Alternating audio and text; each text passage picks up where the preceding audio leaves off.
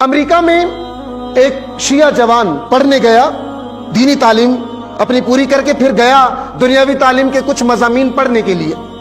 یہ کہتے ہیں کہ میں جب امریکہ میں گیا تو وہاں پہ جب درس شروع ہوا، کلاس شروع ہوئی، پہلی کلاس جب ہوئی ہماری، تو استاد نے سب سے نام پوچھا، خود مجھ سے بھی پوچھا، میں نے بتایا میرا نام مثلا حیدر عباس ہے اور میں شیعہ مسلک سے تعلق رکھتا ہوں۔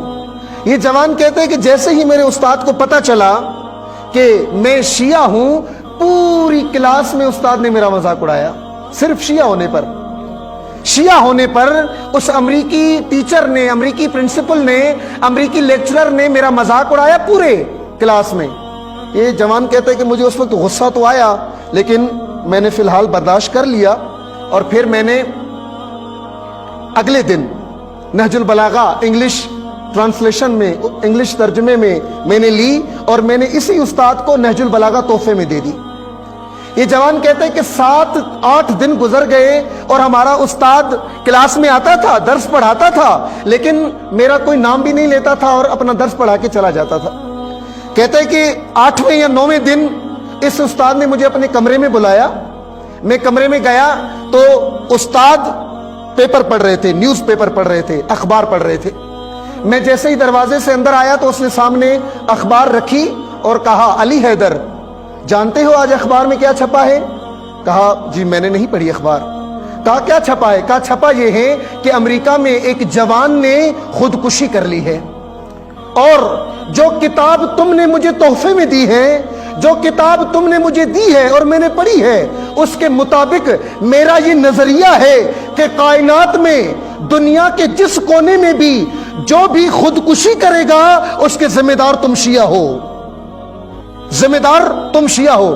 تو یہ شاگرد کہتا ہے کہ جی میں سمجھا نہیں آپ کیا کہنا چاہ رہے ہیں۔ کہا اس لیے کہ علی جیسا امام تم نے اپنے پاس چھپا کے رکھا ہے، نہج البلاغہ جیسا عظیم منبع تم نے اپنی لائبریریوں میں دبا کے رکھا ہے، اپنے مدرسوں کی دیواروں میں نہج البلاغہ چھپا کے رکھا ہے، لوگوں کو نہیں بتایا۔ کیوں خودکشی کرتا ہے کوئی؟ جب اس کو جینے کا طریقہ نہ آئے۔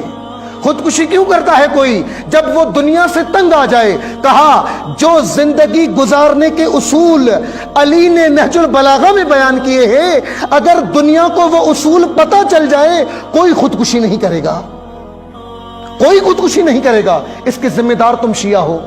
کیوں؟ کیونکہ تم نے نہج البلاغہ جیسا عظیم منبع اپنے پاس چھپا کے رکھا ہے۔ بلکہ میں اس بات کو اور بڑھاؤں، کائنات میں جہاں بھی ظلم ہوگا ذمہ دار ہم شیعہ ہیں، کائنات میں جہاں پر بھی بے عدالتی ہوگی ذمہ دار ہم شیعہ ہیں، کائنات میں جہاں پر بھی کسی کی ناموس پہ حملہ ہوگا ذمہ دار ہم شیعہ ہیں۔ کیوں؟ کیونکہ ہم نے نہج البلاغہ لوگوں کو بتائی ہی نہیں بتائی۔ ہم نے علی کا تعارف کیسے کروایا؟ جشن میں کیک کاٹ کے۔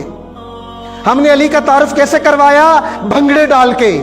ہم نے علی کا تعارف کیسے کروایا؟ گانے کی دھنوں پہ منقبت بنا کے۔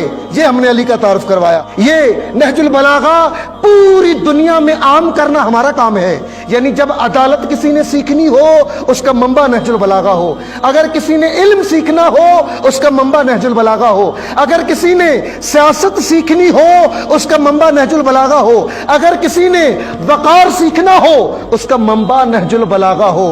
آپ کا کام ہے، شیعہ کی ذمہ داری ہے، شیعہ کی ذمہ داری ہے کہ آج علی ابن ابی طالب کی حقیقی شخصیت لوگوں کے سامنے متعارف کروائے، کہ جب عدالت بیان کرتے ہیں تو کہتے ہیں واللہ لو اعطیت اقالیم السبع بما تحت افلاقها الا ان اعصی اللہ علی نملۃ اسلبها جلب شعیرۃ ما فعلت۔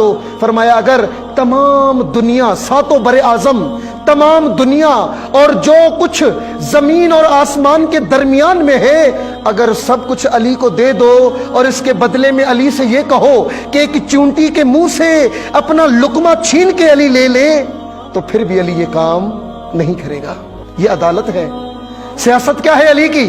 کہ جب انبار نامی شہر میں بسر ابن ابی ارطاط نے حملہ کیا اور حملہ کر کے یہودی عورت کے پاؤں سے پازیب چھین لی، علی نے خطبہ دیا اپنے ہی مسلمان فوج کو۔ کیا فرمایا؟ فرمایا کہ لو ان امرأ مسلما مات من هذا اسفا ما کان به ملوما بل کان عندی جدیدا.